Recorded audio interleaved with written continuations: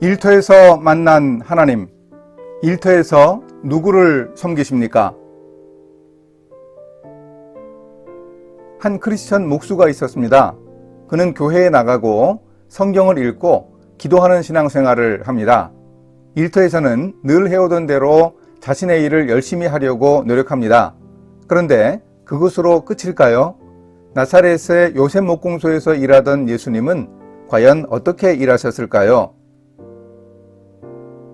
아마도 바울은 예수님이 일하셨을 모습을 상상하면서 에베소 교회 성도들에게 보내는 편지에서 크리스천의 일에 대해 다룹니다. 특히 바울은 당시 노예로 일하던 성도들에게 이렇게 권면했습니다. 종들아, 두려워하고 떨며 성실한 마음으로 육체의 상전에게 순종하기를 그리스도께 하듯 하라. 눈가림만 하여 사람을 기쁘게 하는 자처럼 하지 말고 그리스도의 종들처럼 마음으로 하나님의 뜻을 행하고 기쁜 마음으로 섬기기를 죽게 하듯 하고 사람들에게 하듯 하지 말라. 이는 각 사람이 무슨 선을 행하든지 종이나 자유인이나 주께로부터 그대로 받을 줄을 알미라. 에베소서 6장 5절에서 8절. 사도 바울이 그리스도의 종들처럼 마음으로 하나님의 뜻을 행하고 기쁜 마음으로 섬기기를 죽게 하듯 하라고 교훈한 것은 구체적으로 어떤 뜻일까요? 바울이 두려워하고 떨며 일하라는 부분에 단서가 있습니다.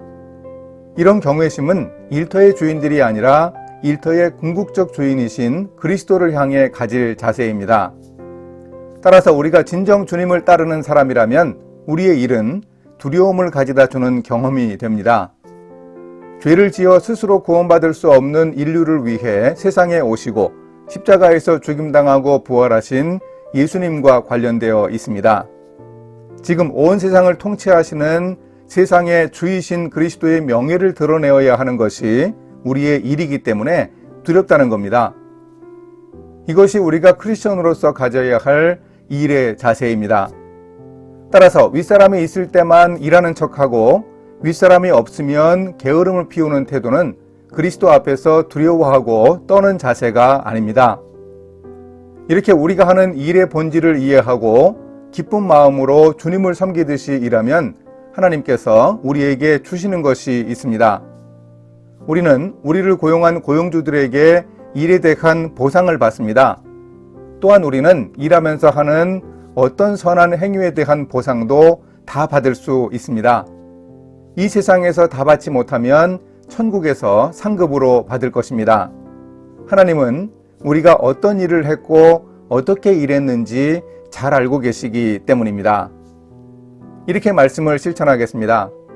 두렵고 떨리는 성실한 마음으로 일터의 윗사람들에게 순종하겠습니다. 온 세상의 주이신 그리스도께 하듯이 일하며 순종하겠습니다. 마음으로 하나님의 뜻을 행하고 기쁜 마음으로 섬기는 자세로 일하겠습니다.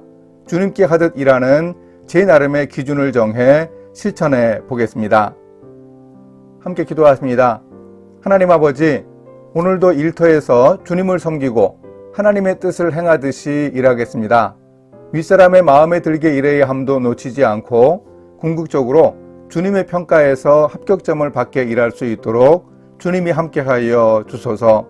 예수님의 이름으로 기도합니다. 아멘.